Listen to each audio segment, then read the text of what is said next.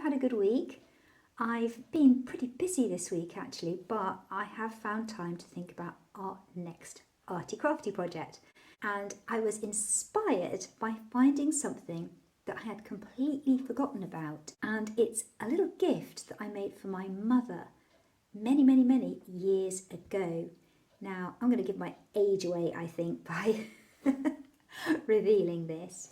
But this little notebook of cottage puddings, let me show you that, was produced by me in, and I'm going to tell you now, it says 1981, which at the time I was 20, which makes me 61. I thought, inspired by this, that a nice project to do today is to bring this kind of thing up to date.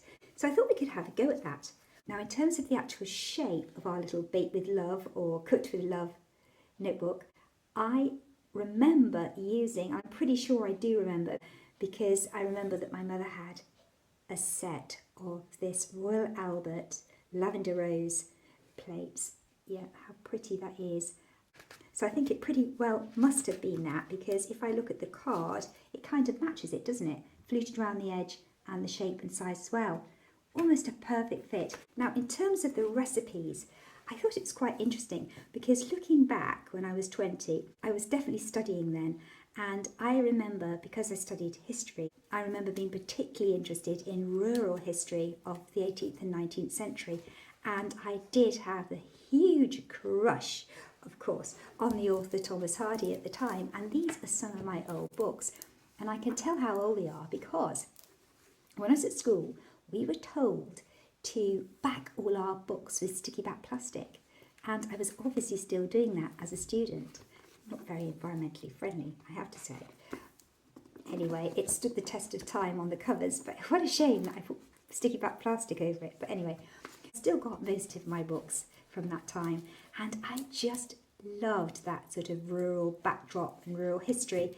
And I think a lot of the recipes in here I had baked probably reading old cookery books or looking at some regional recipes. There's a recipe for Dorset apple cake in here and things like that. But we can do anything we like in these little Baked with Love or Cooked with Love booklets. And if you don't particularly like drawing, or you don't particularly want to do all the little pictures around it, just do some patterns, polka dots or checks or something. So why not take 5 or 10 minutes out of your busy day, make yourself a drink, whatever you fancy. Cheers to us. And we will start creating. Yeah, let's see where it takes us. Okay, I'm excited actually. I've got my cup of tea. I'm excited to get going on this little project. So I have got the plate that I'm pretty sure was the type of plate I used initially all those years ago. So I'm just going to draw around that, leave quite a bit of space there, just to the side there, so I can reuse that card for something else. So I'm going to cut 2 pieces out at the same time. May as well try that. Let's see how that goes. Okay. It's a lovely day today. I've been up and out early with Robbie Dog. We've been over the fields and it's been just absolutely lovely. There's 2 already done. Yeah, that's okay. They're okay, aren't they? Very similar, obviously, to the original notebook of cottage puddings. Okay, so I've cut some card out and I've cut about 15 pieces. I can always cut more, but I've done 15 just to start off with. Now, casting my mind back again, I was trying to remember what template I used for the little inner circle there, and I have found the answer. I'm absolutely sure of it. It's one of these little ramekin dishes. Do you remember these? And my mother had a set of these, and I'm absolutely sure, look, it's almost a perfect fit. So I think that was used. So I'm going to use that again. But anything would do, wouldn't it? A biscuit cutter, a scone cutter. Yeah, anything would do. So if I just take one of these cards, and this is not scientific, okay? I'm not even going to if you just roughly put it there in the middle, just try and aim over there. I really honestly think maybe the charm is in the randomness of it. So I'm just going to draw a little circle there. Yeah, that kind of works, doesn't it? So I'm just going to start off by doing the title page first, and then we'll work on it as we go along. But yes, so this one I'm going to update by calling it Baked with Love, and I think that sounds a little bit more meaningful, really. Yeah, I like the idea of that. So make yourself a cup of tea. Mine's still here, look. In fact, this is the second one, but it's been sitting here for quite a while. So cheers to us. We'll have a break, have a cup of tea. Yeah, and let's get very creative. I'll see you shortly.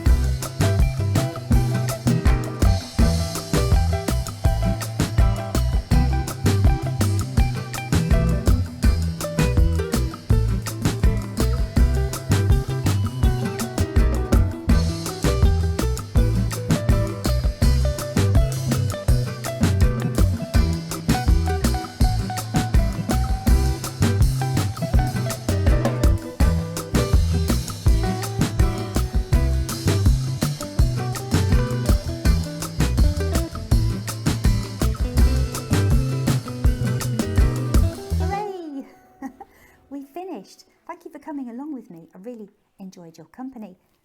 So let's remind ourselves of the project that I did in the early 80s, my 20-year-old self, the little notebook of cottage puddings. That was the original little Baked with Love, I guess, that I made for my mother when I was a student. And this one is our updated version.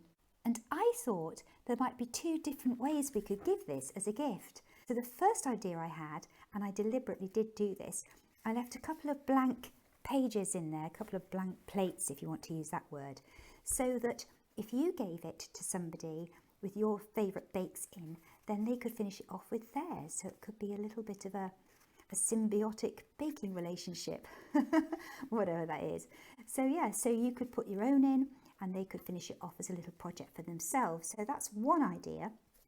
Another idea I had, which I thought would be really nice, is if, for example, let's just take the chocolate cake one. If you gave them the front cover and the back cover and a little bit of ribbon as well, and baked, for example, let's say the chocolate cake, so there's the chocolate cake recipe, then you could accompany those plates with a chocolate cake and then maybe give them a little note to say more exciting bakes to come, something like that, or more exciting tastes to come.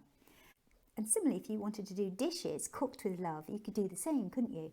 So each time you bake them a cake, you could, for example, or made some biscuits or made some pancakes, then you could give them a little plate and that would accompany the dish or the bake that you were making them.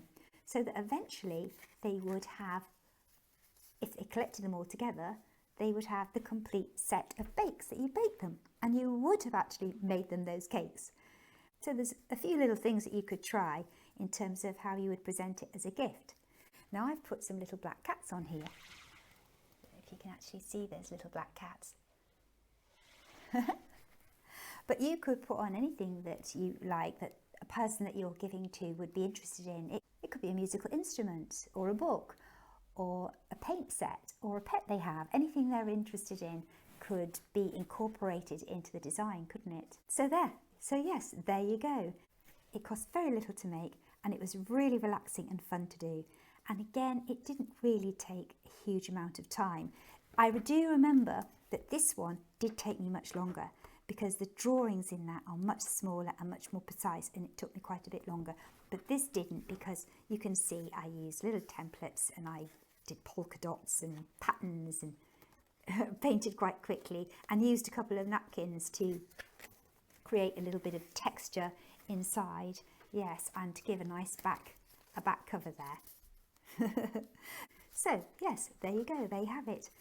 Two very different baked with love gifts, one from another era in the 1980s and one from, well, where are we now? 2022. So I hope you really enjoyed this project, and I'll have to think of another arty crafty project now, won't I, for our next video. I'll get my thinking cap on. So I'm going to finish my cup of tea, and it was lovely to have your company today, and I'll look forward to seeing you on the next one. Bye for now.